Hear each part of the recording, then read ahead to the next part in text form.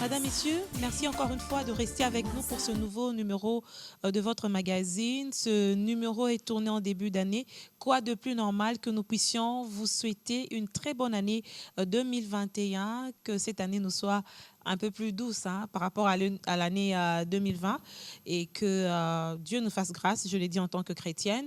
Bienvenue à vous, bienvenue également à notre invitée du jour qui est Madame Asha Badioko. On va la présenter. Elle est chantre, musicienne, chrétienne, bien sûr. Oui, voilà. Et puis, elle a beaucoup de casquettes que nous allons découvrir au cours de cette émission, le long de cette émission. Au fur et à mesure qu'elle va parler, on va la découvrir. C'est aussi bien. Bienvenue à vous. Merci. Bonjour, Maman Féza. Bonjour, bonne année. Bonne année à vous aussi. Vous vous sentez bien en début d'année? Oui, ça va, par la grâce de Dieu. Beaucoup de gens ont été stressés en 2020. Des pertes en vie humaine de certains proches, le stress du coronavirus. Sur le plan économique, pour ceux qui sont entrepreneurs, il y a eu des gens qui ont mis des clés sous les paillassons parce que ça a bousculé de partout. Comment vous entamez l'année? Bon, déjà, 2020, j'étais stressée au début, mais le Seigneur m'avait donné le psaume 91 au tout début de l'année et je dirais qu'il a été fidèle. Le psaume 91, celui qui repose à l'abri du Très-Haut repose à l'ombre du Tout-Puissant. À l'ombre du Tout-Puissant. Je pensais que j'avais oublié, c'est bien. Mais il y a une partie qui dit « L'ange de l'Éternel campe autour de ceux qui le craignent et il les arrache au danger. Okay. » Et moi, pendant l'année 2020, je peux dire que j'ai vu la grâce de Dieu. Notre société dans laquelle je travaille a été secouée, mais moi, en 2020, j'ai même eu une promotion. Ah. Donc, j'ai vraiment vu la main de Dieu. J'ai vu que ceux qui se confient en lui ne subissent pas forcément ce qui se passe pour le reste du monde. Alors, vous avez choisi de parler avec ceux qui ont l'habitude de nous suivre sur le thème « Ceux qui sèment avec larmes moissonneront en chant ». S'aimer, c'est déjà difficile. L'effet déjà de s'aimer, c'est un exercice pas évident. Bon, ce verset, déjà, pour commencer, c'est vraiment l'histoire de ma vie. Donc, si je dois résumer ma vie en une phrase, c'est vraiment le verset qui dit « Ceux qui sèment avec larmes moissonneront en chant d'allégresse ». Et quand je parle de semer, je comprends la semence comme semer sa vie dans la présence de Dieu. Et semer sa vie dans la présence de Dieu, c'est vraiment mourir à Christ pour ressusciter avec lui. C'est à un moment donné perdre pied, c'est à un moment donné se perdre, c'est à un moment donné ne plus avoir les appuis qu'on a connus dans son éducation, dans sa famille, dans ses repères, dans ses amis. Et c'est découvrir un autre monde dans lequel le Seigneur nous permet de naître à nouveau.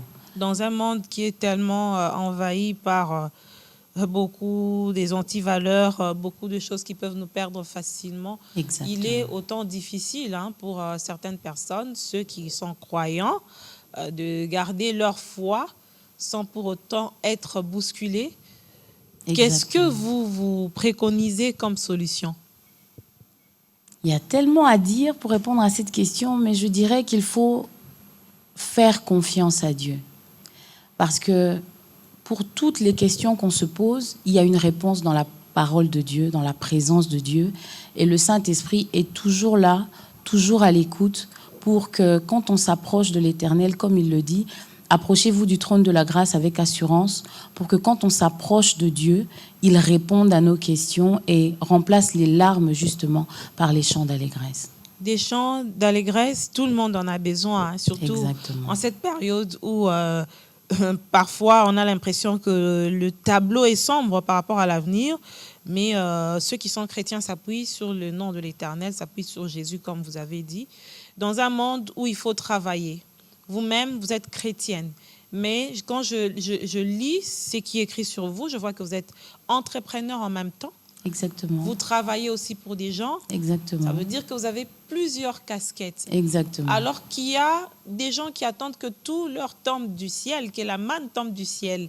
Voilà. Les chrétiens deviennent de plus en plus paresseux. Exactement. Qu'est-ce que vous allez dire à cette catégorie des personnes qui est dans l'attente au lieu d'agir? Bon, déjà, moi, je suis mère célibataire de 3 enfants. Et il y a 4 ans de ma vie, donc en décembre 2017, donc bientôt ça fera 4 ans, j'étais au chômage, j'étais dans la rue et j'avais fait, donc j'étais toujours dans les recherches, dans les petits business, c'est là que j'ai commencé ma société.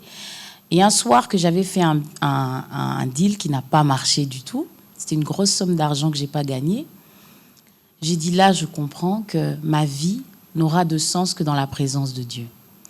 Et je me suis enfermée de janvier 2018 à avril 2018. Enfermée, c'est-à-dire rester dans la prière? Oui, oui, je me suis enfermée, j'ai coupé mon téléphone, j'ai coupé les ponts avec tout le monde. De toute façon, je n'avais pas de travail. J'ai dit, je vais te chercher. J'ai suffisamment cherché les gens, j'ai suffisamment tourné en rond dans ma vie.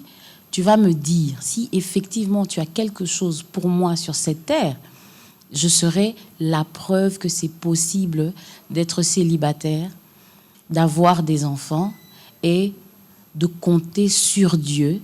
Et demain, je serai la personne qui encouragera les autres femmes dans ma situation à compter sur le Seigneur. Et 4 ans après, je peux dire que Dieu a été fidèle. C'est parti comment? C'était très difficile. Dans la prière, ça c'est compliqué. C'était devenu encore plus difficile. Mais je crois que notre Dieu est un Dieu de choix. Il faut tenir ferme parce qu'on a notre part et Dieu a sa part. Et c'est là que je suis d'accord avec vous quand vous dites que les chrétiens sont paresseux. C'est pas parce qu'on invoque le Seigneur que les choses vont être faciles. Notre foi va être éprouvée. C'est pas forcément Dieu qui l'éprouve, mais ce sont les anciens choix qu'on avait faits qui éprouvent les nouveaux choix qu'on fait dans la présence de Dieu. Donc j'ai prié. J'avais toujours pas de travail. Et 2 mois après, donc en juin, j'ai eu du travail. Et en août, j'ai eu un 2e travail. J'ai voulu démissionner de mon premier travail. Mon employeur m'a dit non. Donc, j'avais 2 travails en même temps. Et j'ai pesé le pour et le contre. J'ai laissé le premier. Et le Seigneur, un jour que je priais, le Seigneur m'a dit, le travail que je te donne, c'est pour financer Elanka. Parce que ça, c'est juste les fonds dont tu as besoin pour me servir. Elanka, ça veut dire quoi? Elanka, ça veut dire Elanga, il y a un Kolo, il y a Asha. Donc le chant de mon Dieu. Okay. Comme Ruth qui était dans le chant et qui a compris que c'était sa saison pour servir le Seigneur. Et Elanka fait quoi exactement? Elanka a organisé le live que j'ai fait dernièrement. Elanka s'occupe de la prestation de services. Elanka s'occupe de la vente de biens et services et d'autres projets qui sont en cours. Mais pour le moment, on travaille essentiellement dans ce domaine-là. Femme à multiples casquettes, comment vous trouvez l'équilibre dans tout ce que vous faites? C'est difficile, hein? C'est difficile, mais c'est important d'y arriver pour les autres. Parce qu'aujourd'hui, il y a beaucoup de jeunes filles célibataires qui font n'importe quoi pour un téléphone, pour une voiture, pour payer le loyer.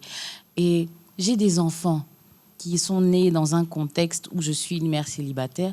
Donc, j'ai besoin qu'elle sache que Dieu est fidèle quand on est fidèle avec lui.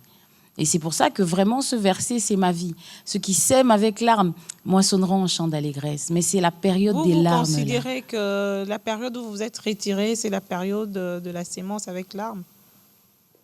Oui, je crois. Parce que c'est la période où la parole de Dieu est là, mais il faut la garder dans son cœur, y croire et la laisser porter vie en nous, porter des fruits en nous. Et je crois que c'est à ce moment-là que j'ai décidé que j'allais croire en ce que Dieu me disait dans sa parole. Mais vous parlez plus en tant que chrétienne. La République démocratique du Congo est un pays laïque. On a des musulmans, on a des bouddhistes, oui. On a des chrétiens, mais qui sont femmes. Puisque dans cette émission, nous abordons plus les questions essentielles qui touchent la vie quotidienne des femmes. Vous avez évoqué un point très important. Il y a des femmes célibataires aujourd'hui qui ne savent pas par où commencer et font n'importe quoi. Exactement. Si elle n'est pas chrétienne, comment elles vont s'en sortir? Aujourd'hui, si elle n'est pas chrétienne, déjà une femme qui fait n'importe quoi pour moi, qu'elle soit chrétienne ou qu'elle ne soit pas chrétienne, parce qu'entre parenthèses, il y a des chrétiennes aussi qui font n'importe quoi, Oui. c'est une femme qui ne connaît pas sa valeur. C'est une femme qui ne sait pas, elle connaît même pas son but sur la terre. Parce que quelqu'un qui sait ce qu'il veut ne peut pas se permettre n'importe quoi. C'est comme un athlète qui veut remporter la course. Il se prive par rapport à l'objectif qui s'est fixé. Donc, quelqu'un qui se permet de faire n'importe quoi n'a pas d'objectif à atteindre. C'est quelqu'un qui se réveille le matin et qui Ils vont vous suit dire le à un cours certain de moment, on la n'a vie. pas de choix, on doit nourrir, comme dans votre cas, je dois nourrir mes enfants. C'est un exemple que je n'encourage pas du tout. Mais je me rappelle, il n'y a pas longtemps, il y a eu un buzz sur Internet d'une dame qui, selon certaines versions, s'est retrouvée dans une situation chaotique avec ses enfants. C'était en période de coronavirus ici où on sait tous que certains ont perdu leur travail. Exactement. Elle s'est mise à voler dans un supermarché parce que elle était contrainte de rentrer nourrir ses enfants lorsqu'elle sera à la maison. Certains diront c'est n'importe quoi, mais d'autres aussi l'ont défendu pour dire qu'elle n'avait pas de choix. En tant que mère, elle ne pouvait pas voir non plus ses enfants mourir de faim.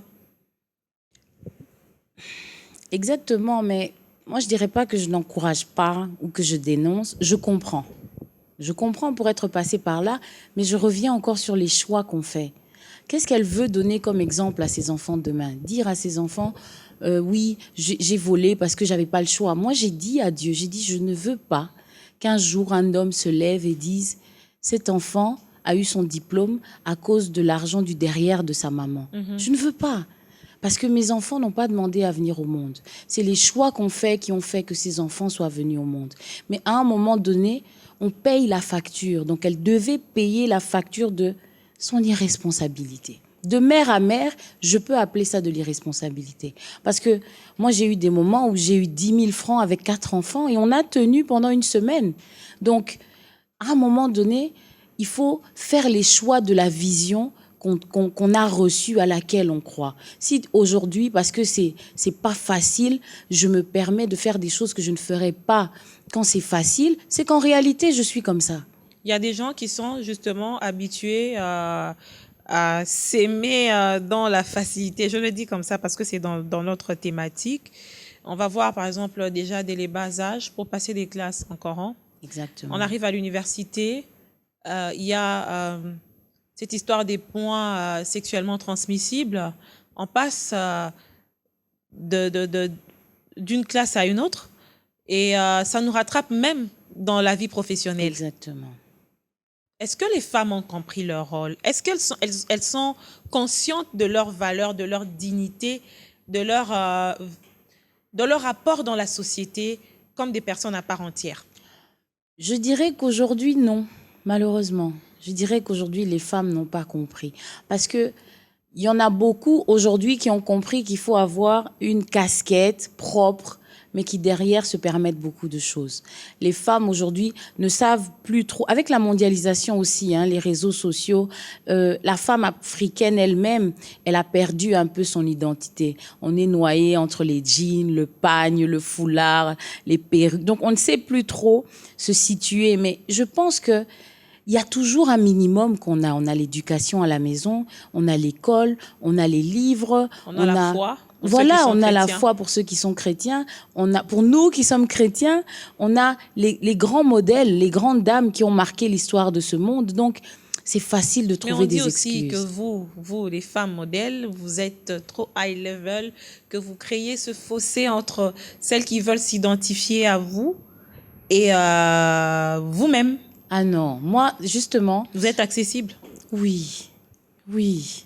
Ma prière, c'est justement que n'importe qui, quand elle me regarde, qu'elle se dise, si cette fille ne ment pas, si cette femme ne ment pas, si cette mère ne ment pas, c'est que demain, Dieu peut le faire aussi avec moi. J'ai pas honte de mes erreurs aujourd'hui parce que il y a des gens qui ont peut-être fait moins d'erreurs que moi. Moi, j'ai 3 enfants avec 3 pères différents. Mais Dieu m'a récupéré. Vous ne le regrettez pas? Est-ce que c'est encore le moment de regretter ça? Parce que si je les avais pas eus comme ça, est-ce que je serais là aujourd'hui? C'est comme ça que je le prends. Mais vous prodiguez de conseils à ceux-là qui peuvent éviter de le faire, de ne pas tomber Ne le faites dans pas. cette situation. Ne le faites pas. Parce que c'est pas parce que moi j'y suis arrivée que vous n'avez pas forcément besoin de refaire mes erreurs. Au contraire, aujourd'hui, on veut que ceux qui sont derrière fassent mieux que nous. À quel moment il y a eu ces déclics en vous d'une prise de conscience pour dire là, je dois arrêter? En 2017. Parce que j'étais vraiment au bord du gouffre. Je disais à Dieu, c'est pas parce que je me suis arrêtée pour prier que je priais directement, hein. Je disais à Dieu, tue-moi. Je veux mourir. Ma vie n'a plus de sens. Moi, je crois aujourd'hui que les Africains peuvent être dépressifs. Mais je ne crois pas aux psychologues parce que j'étais seule dans une maison où il y avait tout. Mais le Saint-Esprit a permis que je ne meure pas. Donc, je crois que la meilleure solution à nos problèmes, c'est Dieu. Mais en attendant, quelqu'un qui n'a pas encore cette force de caractère peut en parler à quelqu'un ou juste regarder sa vie. Aujourd'hui, le problème que les femmes ont, c'est qu'elles aiment se comparer. Oui. Les femmes, on vit dans la rivalité. On vit dans ce qu'on appelle, elle roule dans quelle voiture? Elle a quoi comme téléphone? Elle gagne combien? Elle habite combien? où? Exactement. Moi, j'ai fait 2 ans avec un super salaire. Je faisais des rastas. Parce que j'avais un objectif à atteindre. Parce que je disais, je dois finir mon année avec X montant. Mais je gagnais très bien ma vie, hein. J'ai pas voyagé, j'ai rien fait et j'avais pas d'amis. Je voulais pas me distraire. Donc, je pense On va vous traiter d'orgueilleuse à un certain moment. J'ai regardé la définition de l'orgueil dans le dictionnaire. Un orgueilleux, c'est quelqu'un qui ne reconnaît pas la grandeur de Dieu.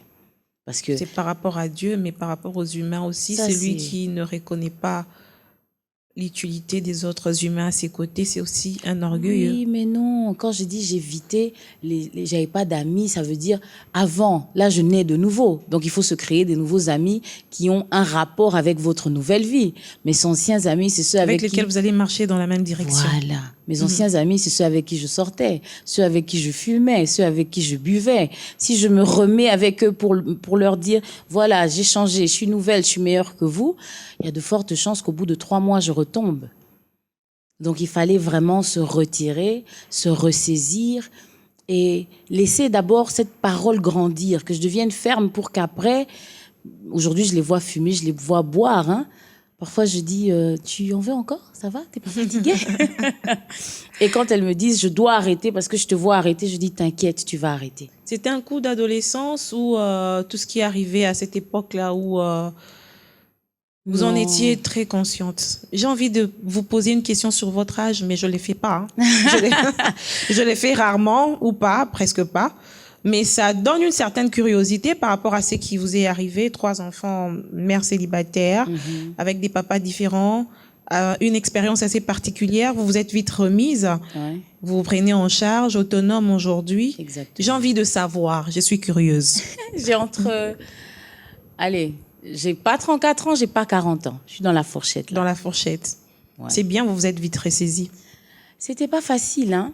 Déjà, j'ai grandi dans un contexte atypique. Vous avez dit qu'il y a des musulmans. Je suis née musulmane. Ok. Mon papa est musulman, ma maman était catholique. Donc c'était peu probable que je finisse chrétienne. En allant chez mon grand-père un jour, mes oncles étaient déjà chrétiens. En rentrant à la maison, la cousine qui habitait chez nous était chrétienne. Et c'est elle qui nous a fait recevoir Christ. Et un jour, j'ai eu ma rencontre avec le Seigneur. Mais ça n'avait pas autant de sens que ça devait avoir parce que, vous voyez les familles dont on parle dans les églises quand on dit, il y a des familles où les femmes, personne n'est marié, elles ont tout ça, c'est ma famille. Et moi, j'ai des défis avec Dieu pour dire, est-ce que c'est possible que dans ma famille, tu fasses de moi, de ma sœur, de ma mère, de ma cousine, quelque chose qui n'existe pas? Tout à fait. C'est des fois comme ça que moi j'ai. Parce qu'aujourd'hui, les gens se limitent tellement facilement. Tout le monde se limite dans un pays qui fait la jalousie du monde entier. Donc, c'est trop facile de s'arrêter aux excuses qu'on a. C'est vraiment trop facile. Le premier boulot que j'ai eu, c'était à Kingabois et j'habitais Ilpen. Et je me levais à 5 heures du matin tous les jours. Et ma mère me disait, est-ce que toi, tu ne devais pas faire l'armée? Est-ce que je ne me suis pas trompée? Je pense que se donner des excuses, c'est déjà échouer sa vie. Et qu'il faut rêver grand pour au moins atteindre les normes, si pas le grand, mais rêver petit et l'atteindre, c'est minable. Ça veut dire aussi qu'il n'est jamais trop tard pour bien faire les choses. Exactement. Exactement. Exactement. Parce qu'il y a des filles qui se retrouvent dans la même situation et qui se disent, c'est fini pour moi, je ne pourrai plus m'élever. Oui, c'est pour ça qu'aujourd'hui, je fais confiance à Dieu quand il me dit lève-toi. Parce que c'est compliqué d'arrêter. Tu as un boulot dans une société, tu as ta société et tu veux commencer à chanter. Donc je me dis, oui, je veux leur dire de ne pas regarder leur réalité. La réalité, c'est juste ce qu'on voit, mais c'est pas ce qui est. Christ, quand il est venu, quand le diable l'a crucifié, il a cru que c'était fini alors qu'en réalité, ça commençait. Donc peut-être la fin, là, il était temps qu'elle se fatigue. Il est temps que cette personne se dise « Vinanga et Suki » pour que maintenant elle dise à Dieu, comme moi j'ai dit il y a 4 ans, « Qu'est-ce que tu as en réserve pour moi ?» Me voici, je viens semer dans les larmes, dans la peine, dans la honte, dans la douleur, dans la tristesse. Donne-moi des mots nouveaux. Et ça sera votre premier titre? Non, j'ai 4 chansons. Le premier titre, en fait, mon album s'appelle Espoir. Espoir, oui. Parce que j'ai appris par les clients que j'ai que Acha, écrit avec S, ça veut dire espoir. Ok. J'ai dit donc en réalité, je vis avec ça depuis toujours sans savoir. Donc l'album s'appelle Hope, Acha et Likia. Et il y a le premier titre, c'est Écoute. J'en parle parce que c'est une chanson que j'ai eue quand j'avais 18 ans. Et j'ai eu cette chanson. Les premières phrases disent « J'ai longtemps cherché un ami, une famille. J'ai longtemps cherché un consolateur. » Donc votre histoire avec la musique remonte de plusieurs années. Oui, j'étais à la chorale quand j'avais 18 ans et j'ai fouillé. Parce que voilà, j'étais occupée à autre chose. Et un jour, je me disais, je comprends pas les paroles de cette chanson, mais je crois qu'un jour, cette chanson, ce sera ma vie. Et c'est devenu ma vie aujourd'hui. Donc, je crois que c'est le moment de libérer tout le dépôt que Dieu a mis en moi. L'album, vous l'a présenté d'ici là, c'est ça? Oui, il y a déjà une chanson qu'on a publiée hier sur YouTube, sur ma chaîne YouTube, où je fais des petites vidéos pour exhorter les gens, pour les encourager. Vous êtes coach? Non. Motivatrice? Non. Prédicatrice? Certainement. Certainement. Je savais que j'allais tomber sur quelque chose entre tout ce que j'étais en train d'énumérer parce que, je l'ai dit souvent dans cette émission, les musiciennes chrétiennes finissent par être des prédicatrices. Ça va souvent de pair. Oui, on est un peu comme David qui a écrit les psaumes, qui sont des cantiques. Et... L'inspiration, en fait, vient du Saint-Esprit. Exactement. Et bon, les gens... En fait, je veux pas trop porter de casquette parce qu'aujourd'hui, c'est Vous avez peur? Non, parce que c'est la casquette qui empêche justement les femmes. Je disais ça tout à l'heure à un frère. Il y a quelques années, je suis allée à la chorale d'une église pour chanter. Le frère m'a dit, ma sœur, Oza Loyenge, jamais tu vas chanter dans cette chorale. Loyenge, dans quel sens? Je sais pas. Quand on me voit, apparemment, j'ai pas l'air de quelqu'un qui peut être chrétienne. Donc. Et je crois que c'est ça la force de Dieu. Oui, il y a encore des séquelles qui restent.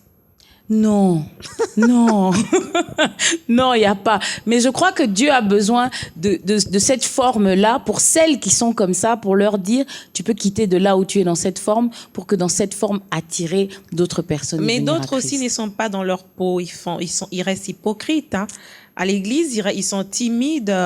J'ai suivi, je vois beaucoup de femmes. Quand vous voyez à l'église, ce sont des servantes dociles, exactement, surtout envers leur pasteur. Mais quand elles doivent rentrer à la maison, ce sont des épouses lionnes.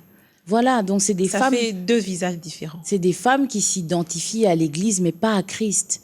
C'est des femmes qui ne se sont pas encore trouvées dans la vie et qui ne savent pas encore que la femme est le soutien de l'homme, que leur vrai ministère, c'est dans leur mariage. D'abord. D'abord, et pas dans l'église. Le pasteur, c'est quelqu'un que tu vois 2 heures sur 24 heures par jour, mais ton mari, c'est celui à côté de qui tu dors.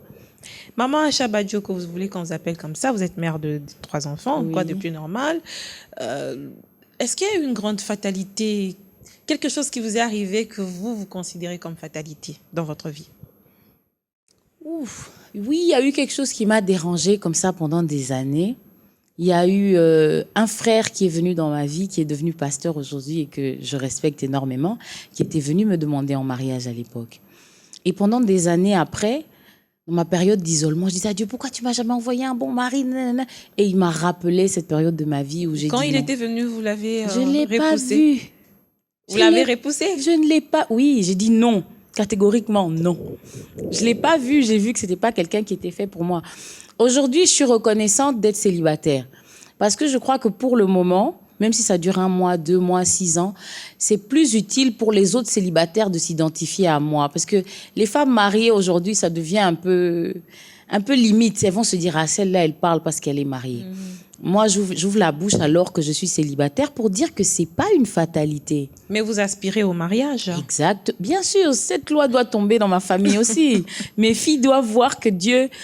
En même temps, ce n'est pas aussi une finalité pour vous, parce que il y a des gens qui sont totalement figés sur le mariage. Non, ça l'est plus. Je dois me marier et absolument tout tourne autour de ça. Non, ça ne tourne plus autour de ça. Aujourd'hui, ça tourne autour de Christ et comment gérer tout cet agenda-là que j'ai aujourd'hui. Et comme dit souvent ma jumelle, quand tu as trop de temps libre, ton esprit s'égare.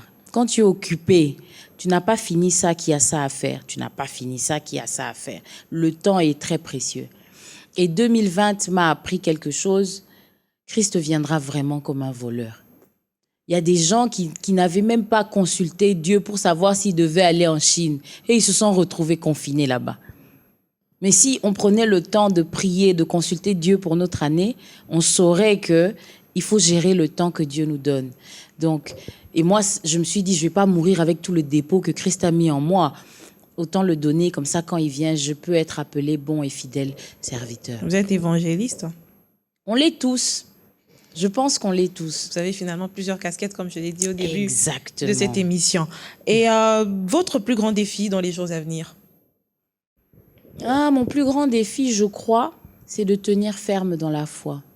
Parce que... C'est pas évident. Je crois que c'est pas évident. Il y a des hommes de Dieu qui se sont montrés à nous comme des gens puissants, mais exactement. Qui n'ont pas tenu. Exactement. Je crois que, surtout au Congo, je crois que la gloire du Congo, elle a quelque chose. Et je crois que mon plus grand défi, c'est vraiment de rester humble et de rester constante. Parce qu'il va arriver de toutes les couleurs, surtout que je suis célibataire. Donc, comment rester ferme quand la gloire de Dieu va être, comment on peut dire, non discutable dans ma vie. C'est vraiment ça mon plus grand défi. Parce que maintenant, elle est encore discutable. Mais oui, on me connaît pas. On me connaît pas. Je passe inaperçue encore. L'on espère que, en fait, chaque chose a son temps. Amen. Vous avez eu ce temps-là de s'aimer en larmes. Exactement. Moi, je pense que vous êtes déjà en train de moissonner en chant. Amen. Je l'espère. Amen. Et ça a été un message poignant pour les jeunes femmes surtout. Les jeunes filles qui pensent que c'est fini pour elles lorsqu'elles ont un enfant, hors mariage, lorsqu'elles tombent dans des difficultés financières, elles n'ont pas de boulot, elles ne savent pas entreprendre. Il y a toujours un bout par lequel on sait s'éteindre après qu'on soit tombé. Moi, j'y crois aussi fermement. Amen. On est tous passés par des moments difficiles, mais au moment convenu, en tant que, je ne cesse de le dire, en tant que chrétienne, lorsque Dieu veut, il taille pour nous un chemin par lequel Amen. on peut passer. Alors, votre album est déjà, le premier chant, vous avez dit, vous l'avez déjà lancé sur YouTube. On l'a déjà lancé sur YouTube. Vous avez des productions en vue pour vous faire connaître? Oui, normalement, au mois de mars, on va faire un 2e live où on va vraiment sortir tous les 6 titres de l'album. Et je voulais aller en studio. Là, le Seigneur me dit non, de sortir les chansons en live. Donc, les gens les auront seulement sur YouTube. Et c'est comme ça qu'on va faire la promotion de l'album. Des sœurs qui vous inspirent, qui ont déjà eu la gloire des dieux indiscutable. Ça, c'est votre terme, je vous l'emprunte. Vous savez que Dieu m'a fait une surprise. La veille de mon live à Showbuzz, j'ai vu Maman Laure. OK. Et elle m'a pris dans ses bras, elle a prié pour moi. J'ai dit, oh Seigneur, merci beaucoup. C'est une grâce? Oui, une bénédiction. Une autre? J'aime beaucoup la sœur Dena, qui est une grande amie à moi. Ah bon, pourquoi? Oui, je sais pas, comme ça. Oui, Maman Nadège. Aussi. Exactement. Il y en a tellement. Souvent, on loue avec la sœur Sandra Mbouyi. Je crois que je respecte toutes les servantes de Dieu. Et que je trouve que chacune, selon son style, sont une bénédiction pour le corps de Christ. Mais si je dois avouer, j'écoute beaucoup la musique hors frontières. Énormément. Bataba Gospel. Makasi. Notre identité, c'est aussi ce pagne, comme je l'ai mis aujourd'hui. C'est grâce à Blisco Congo qui nous habille depuis un temps. Alors, si vous voulez vous mettre aussi en tenue, pagne, comme moi, vous pouvez vous rendre dans les boutiques partenaires de Visco Congo qui chaque jour ne cesse de mettre à la disposition de sa clientèle des nouveaux motifs pour bien sûr nous rendre toutes belles. Merci beaucoup Maman Aïcha Badioko, ça a été un réel plaisir pour nous de vous recevoir sur ce plateau Femmes. Nous étions entre votre propre expérience et vos ambitions, votre ce qui a fait ce que vous puissiez vous en sortir et votre vision par rapport à cette femme, surtout à la jeune fille qui doit apprendre à se faire confiance. Et en tant que chrétienne, vous avez dit aussi de toujours se référer à Dieu. Amen. Exactement. À très bientôt. Hein. Mais je crois aussi qu'on se reverra très bientôt. À très bientôt. Cette émission est aussi sur YouTube, sur notre chaîne.